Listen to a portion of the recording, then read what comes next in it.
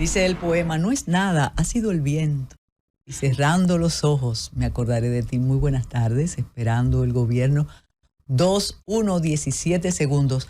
Eso mortifica cuando usted ve los segundos. Uno piensa que ya... Pero nada, una semana muy, muy importante.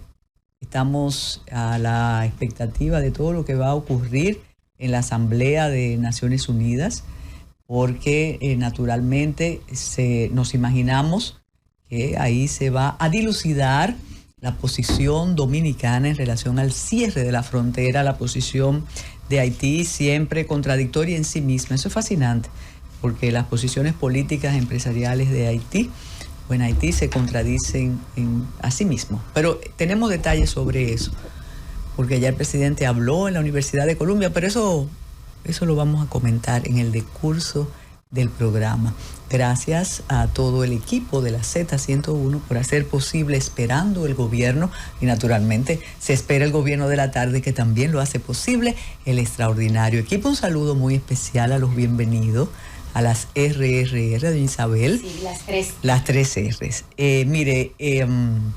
Falleció Aníbal de Peña en un país donde las glorias son olvidadas muy rápidamente, sobre todo cuando no nos encargamos de reconocerlas, pero hay varias generaciones que recuerdan, admiran y reconocen el trabajo de Aníbal de Peña, cantautor dominicano que tuvo o tiene composiciones emblemáticas que marcaron épocas muy difíciles de la vida política dominicana. Me estoy refiriendo primero a sus boleros, porque hay momentos políticos que tú te identificas con una canción romántica, con una melodía.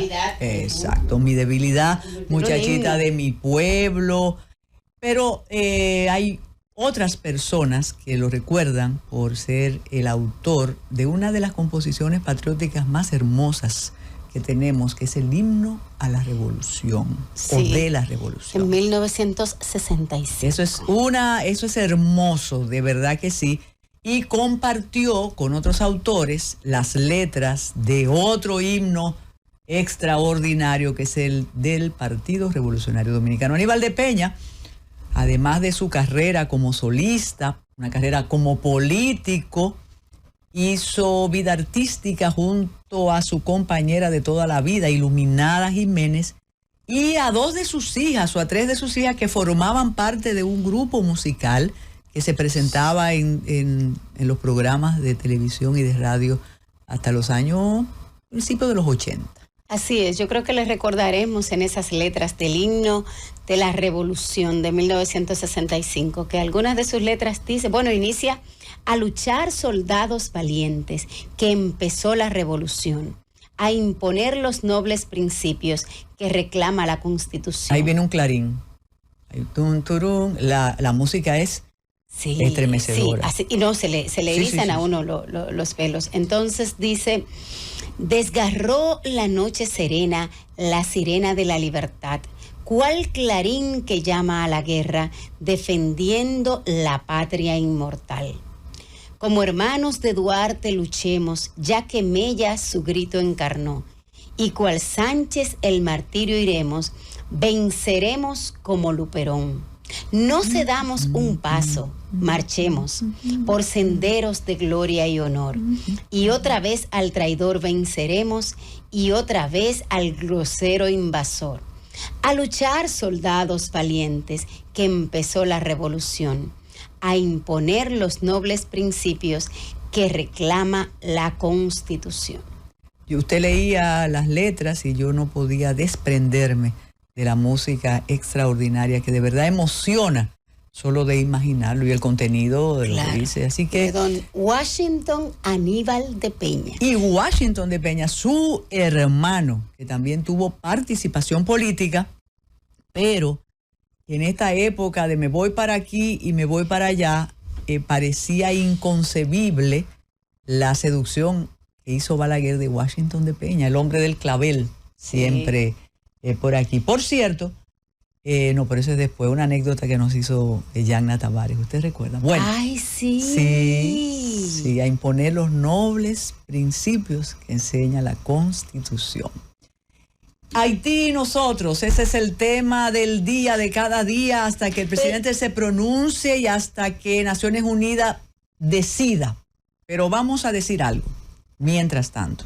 Hay más problemas en la República Dominicana. Y la tristeza de que también partió este fin de semana el humorista y comunicador don René Fiallo, por supuesto. El autor de una de las columnas más leídas del periódico El Nacional, El Bufeo. Claro, pero hasta yo salí en estos días en El Bufeo. No. Claro, en el último año yo salí como 4 veces.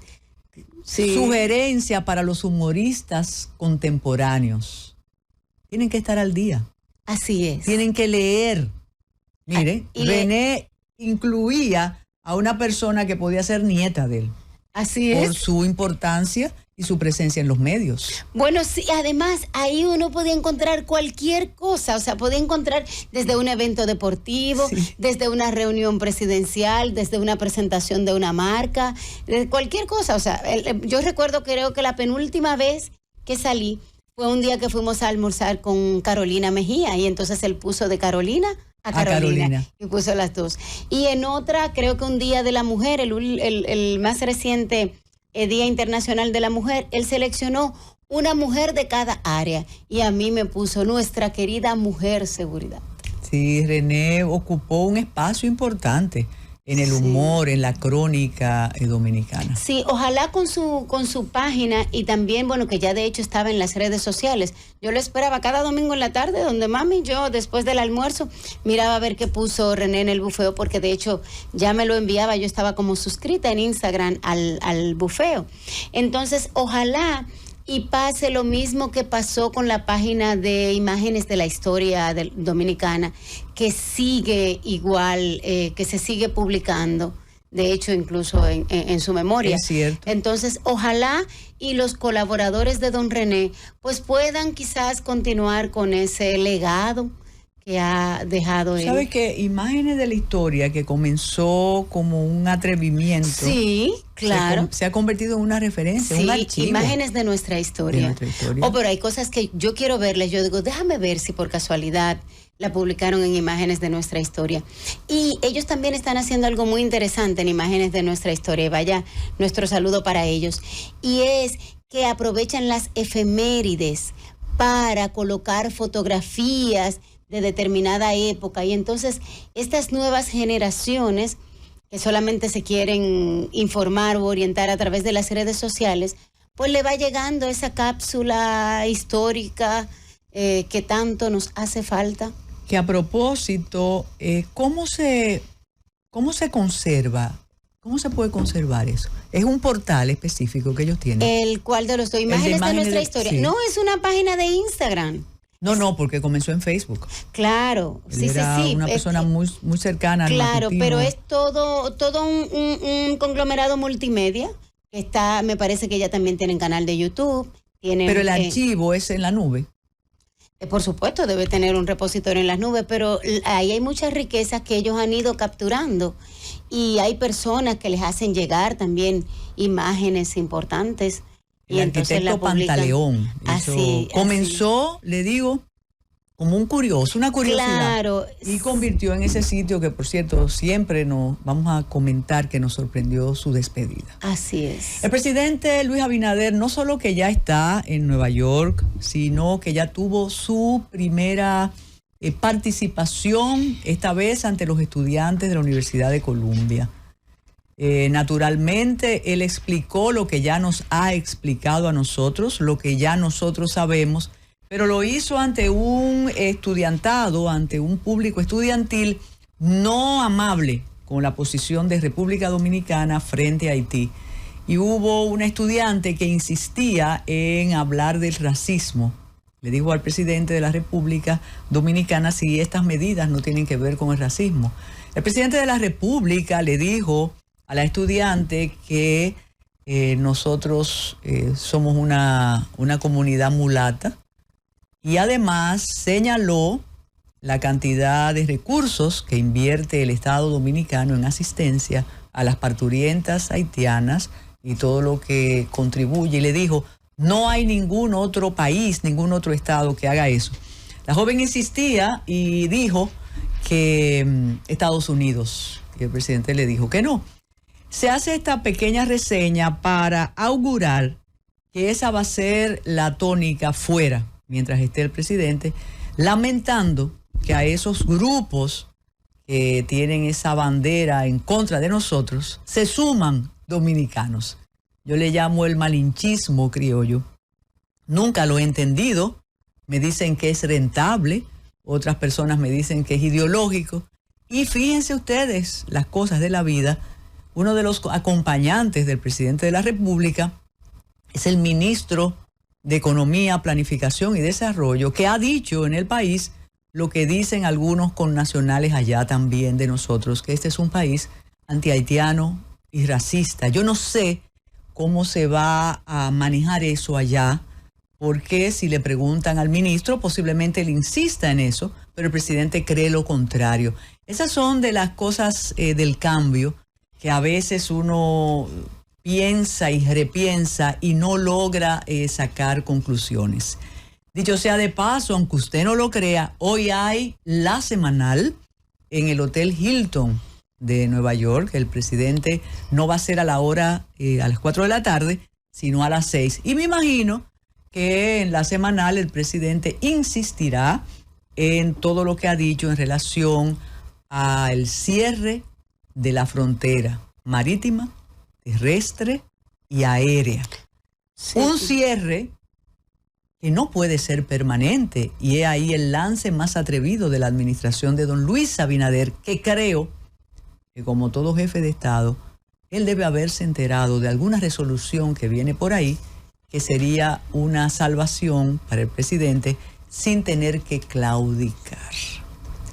Así es, bueno, pero también a nosotros, aunque no estará hablando acá en suelo patrio, pero anoche, él dio su mensaje a la nación, en el que reiteraba, por supuesto, estas medidas y explicaba las razones por las cuales debía salir del país. Y bueno, una de esas justificaciones es la participación en la 78 Asamblea de Naciones Unidas. Y ahí él asegura que, bueno, que también planteará de forma reiterada la situación de Haití y establecerá, como de costumbre, que su posición de que no hay una solución dominicana al problema haitiano. Pero hay un problema en el problema, y lo dijimos desde el principio. ¿Quién es que va a ceder del otro lado? Claro. Los campesinos, que dice Edwin Parezón, que es un convite maravilloso con cooperación de los jesuitas, de los gobiernos de Francia, de Canadá, de España, de Estados Unidos. El gilarismo también ayuda. Sí. Con ellos es que va a hablar el presidente. Con los empresarios que ya comenzaron a reaccionar. No los que están aquí. Muy bien. Ellos no, esos son amiguitos. Amiguitos, no. Ya reaccionaron, incluso con cierta burla, las personas que el presidente dijo que tenían prohibida la entrada aquí. Una de ellas dijo, pero a mí no me importa, yo lo que no quiero que me saquen de mi país, pero a mí no me importa que no me dejen entrar a ese. Así es. Entonces, ¿con quién? Con el primer ministro, un primer ministro que tiene rechazo mayoritario allá adentro, que por cierto, en este momento todavía se registran manifestaciones en las calles de Puerto Príncipe en contra del primer ministro y naturalmente pidiendo la apertura de la frontera, de modo claro, y como, que no es fácil este juego. No, así es, y como es superfluo esa expresión de el gobierno haitiano, porque no sabemos con quién vamos a negociar o a conversar, así mismito también lo es el término comunidad internacional, porque cuando decimos la comunidad internacional, eso es como una cosa etérea, porque ¿a quién de la comunidad internacional? ¿Quién se va a hacer cargo? Exacto. Dígame, nadie se da por aludido. No sé si las reglas de la diplomacia se impondrán, pero Ariel Henry va a hablar y el presidente también. Sí. Y ahí tenemos que engarzar con un choque de trenes real que hubo aquí, y usted me lo comunicaba en el momento de producirse, y ya tenemos información de la OPRED. Primero, llama a la calma y a que sigamos usando uno de los servicios de transporte más seguros y eficientes. En efecto, es así. Que tiene no solo la República Dominicana, sino la región. Pero es así, de hecho en 16 años no había habido un incidente de esta naturaleza. Está certificado porque a veces uno se olvida de lo que tiene bueno y de lo que tiene como natural. Sí, lo da por hecho. Exacto, entonces, este choque, dice la OPRED, no, aquí no habla ni oposición ni gobierno, no, eso se debió al incumplimiento de los protocolos establecidos. Es el informe preliminar. Eso lo sé yo. Cualquiera que maneje el tema de control de calidad, de seguridad, de gestión de riesgo, sabe que evidentemente no se cumplieron los protocolos. No se cumplieron los protocolos para evitar el incidente ni para la mitigación y rescate después del incidente. O sea, no podían mencionar sabotaje, usted dice. Bueno, aún permitieran que sucediese el sabotaje, sería un incumplimiento del protocolo, porque si usted cumple el protocolo, dificulta las posibilidades de sabotaje. Yo quería que fuera usted que pusiera la sal en el sazón, pero como usted cuida mucho su dieta. Pero todo esto ocurre cuando hay una constancia de protesta de antiguos empleados del metro, técnicos. Claro. Técnicos, los que no se quitan porque tú no votaste por mí. Claro, técnicos que desde hace meses están diciendo, ojo con la impericia en el metro. Así es. Y gracias a Dios que no sucedieron situaciones mayores. Sin embargo, que eso nos llame a la atención, porque no es la única institución en la que se ha salido de los técnicos por la necesidad de colocar a los compañeritos. Y es entendible porque ya no más queda un año. Entonces, así mismo pasó así también pasó en Interior y Policía, y así han pasado muchísimas otras dependencias. Entonces, ahora mismo... ¿Pero que queda un año de garantía de los vagones? No, queda un año de esta gestión. Entonces, a los compañeritos que no les han cumplido, pues imagínense. Porque usted sabe, a veces pensamos que es botín de guerra. El tema es, lo que empieza a preocupar, y ya en serio, es la gestión estratégica de la seguridad, porque tenemos todavía San Cristóbal que no hay un reporte. Que es como un informe preliminar el del metro, como el de San Cristóbal. Bueno, tenemos el caso de San Cristóbal. Está el fuego en el data center del Ministerio de Interior y Policía, que hasta el momento no se ha podido confirmar que el repositorio estaba actualizado. Hasta ahora no nos han dicho cuánta data se perdió. Porque por lo menos la información que tenemos, la que ha salido, es que no estaba actualizado el backup como manda el protocolo. Entonces no nos han dicho si el último backup se hizo una semana antes, 6 meses antes, o bueno, de hecho yo había dicho acá hace un tiempo que en el portal del Ministerio de Interior y Policía todas las cosas estaban desapareciendo. Y eso fue antes de este incidente. Pero hasta el momento, las autoridades, ni el Ministerio Público Independiente, o no sé cómo se le pueda decir, han dado ninguna declaración con relación a esa investigación. El daltónico, el Ministerio Público daltónico es...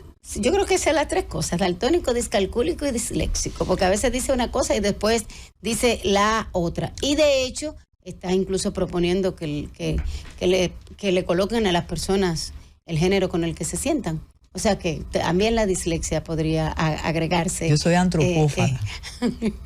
Respéteme, que yo me la voy a comer. Entonces, así mismo. Bien, estamos bien, mire. Y el olvido, la administración juega al olvido y al silencio administrativo. Y eso tiene sus ventajas. Lo único que hay que de vez en cuando asumir esos olvidos. Sí, mire, y antes de la pausa, está reportado, usted sabe que en estos días de noticias falsas y que cualquiera es antropófago y cualquier asunto, claro. Pero es confirmado por la familia que desde el sábado 16, Javier José Hermida no aparece. Que por favor, quien lo vea, está la fotografía del joven en varios medios, puede llamar al 809-865-9977 y dar alguna información. Yo tenía, y sé que a usted le interesan esos temas, que tenemos que hacer la primera pausa, una discusión jurídica con un grupo de personas interesadas en estos casos. Y el asunto, así como uno hablaba de los presos políticos y los políticos presos en la época dura, tanto en la tiranía como en la época durante los 12 años, igual que la violencia, como había tantos presos políticos, no nos ocupábamos de la violencia común y corriente, de los asesinatos, de los homicidios, de los robos. Eso no era como la tarea. Con los desaparecidos, que son muchos, o personas que no las encuentran, que se fueron y no aparecen, se está olvidando que la desaparición, para declararla, necesita un procedimiento jurídico y una espera, una declaración de desaparición que tiene que permanecer 5 años, porque hay consecuencias jurídicas.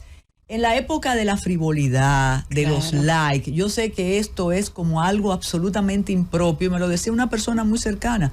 Bueno, ¿y qué vamos a decir de las personas que no aparecen? Bueno, la normativa establece lo que hay que decir. Claro. Pero mientras no aparezcan, hay que ir agotando un procedimiento, a no ser que también esa ley se cambió o no existe. No, la ley existe, lo que no existe son las capacidades para poder darle seguimiento a la cantidad de desaparecidos. La última vez que supe, el departamento de la policía tenía 12 personas para el país completo. Entonces, el proceso judicial agota un mínimo de 5 años, pero el proceso de una investigación abierta dura hasta que esa persona podría estar vivo. O sea, podría durar 60, claro, 70, 80 años. Porque hay consecuencias jurídicas. Hay algo en estos casos. Son jóvenes, la mayoría de los desaparecidos. Sí. Algunos sin compromisos familiares tradicionales establecidos. Pero no podemos usar eso de una manera alegre, informal. Y a propósito de lo que usted dice, escuché a una de las personas que más activa ha sido en esta nueva ola de desapariciones, que es la madre del joven apellido Sand, sí, que ellos le solicitaron al presidente de la República dotar de más personal a ese departamento. Sí, claro, solamente cuando hay un caso sonoro se vuelve a hablar del tema. Mientras tanto, la policía, que es la que tiene la responsabilidad del primer tramo de la investigación, y luego el Ministerio Público, no tienen capacidades para atender el tema. Y a nadie le importa. Bueno, en estos días no colocaron una alerta ámbar y no sé qué cosa. Es que estamos haciéndolo muy universal el asunto. Sí, pero pues deroguen la ley y hagámoslo con alerta. Simple y llanamente eso. Y nos decían los especialistas en este tema, que también trabajan en el tema de trata y tráfico de personas, que hay desaparecidos, no localizados, extraviados. Son muchísimas las categorías. Y hay personas que incluso la policía los localiza y le hacen saber a la policía que no les interesa ser ubicados o ser localizados o estar puestos en contacto. Y hay un derecho humano a la privacidad, que si una persona decidió recoger sus motetes o dejarlos ahí e irse, a menos que haya violado una ley, la policía tampoco puede dar la información aunque la tenga. Pasó un caso específico de un niño recién cumplido los 18 años. El niño desapareció y el padre estaba vuelto loco y sin idea buscando el niño. Resulta que 3 meses después, haciendo la policía la investigación, la madre le informó a la policía a cargo. Le dijo, el niño está en México con una tía mía. Lo que pasa es que éramos víctimas de violencia. Y el niño pudo salir del aeropuerto porque ya tenía 18 años. Pero resulta que ahora ese niño hay que protegerle los derechos porque en México es menor hasta los 21 años. Exactamente. Entonces, el señor, el padre, iba cada semana a la policía diciendo, denme información sobre la situación de mi hijo. Y me decía a mí la gente que estuvo a cargo del caso, ¿cómo yo le informo a ese padre que ya nosotros ubicamos el niño, pero que ahora el niño lo tenemos en protección, precisamente de él? Aunque la ley, lo que tiene que ver con el Estado civil, son las leyes nacionales. Pero eso es un caso interesante. Y a propósito, pero en el tema de la Interpol y la cooperación con la policía de allá, ya allá lo tratan como un menor el caso. Y a propósito de la categoría que hay que tener, yo insisto, para tú declarar desaparecida a una persona necesitas un proceso. La condición de todos estos muchachos es de extravío o de no localizados. Exactamente. Porque entonces estamos metiendo esa nomenclatura que no se adecúa a la ley que tenemos vigente. Después vendrán otras leyes. Ni a la como realidad, cuando se habla de feminicidio, ni a las capacidades. Cuando se habla de abuso de confianza en un caso que no tiene los 5 contratos que determinan lo que es abuso de confianza. Y entonces, a propósito de feminicidio y robo de celular no están tipificados en el Código Penal de la República Como Dominicana. cuando aquel secuestro, que Salvador Sánchez debe recordarlo perfectamente. Saludos a Salvador. De Cromley, eso no estaba tipificado. No. Después fue que vino la ley. Ahora sí tenemos que hacer una pausa en esperando el gobierno de principio de semana y con muchas informaciones para darle la bienvenida a una invitada que nos va a sacar un poco de esta cotidianidad, violencia, de tensión, de expectativa. Así que hacemos la pausa, Francis.